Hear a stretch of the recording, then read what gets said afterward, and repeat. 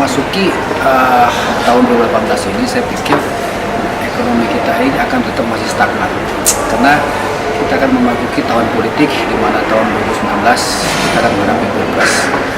Tapi sebagai pengusaha kita tidak boleh diam, kita tidak boleh berhenti sampai dengan di sini. Kita tetap harus berusaha, pemerintah harus berusaha, negara kita akan berjalan baik kalau sinergitas antara dunia ekonomi dan politik berjalan dengan baik.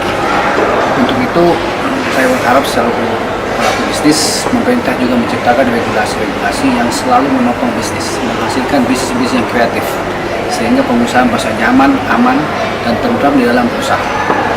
Tahun 2018 adalah tahun kita untuk kita bangkitkan kembali ekonomi kita. Kita tidak boleh berhenti di sini, kita tidak boleh terpuruk di sini, tapi kita harus semakin maju dan semakin baik.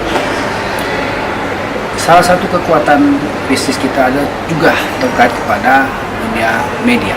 Nah, hadirlah sulsel1.com untuk membantu para pebisnis bagaimana bisa mendapatkan informasi-informasi yang akurat, kompatibel, dan juga tentu dengan tingkat kebenaran yang benar, yang baik. Untuk itu, media1.com harus tetap konsisten, menjaga konsistensinya, eksistensinya, dan harus selalu membuktikan bahwa mereka yang terbaik dalam media online.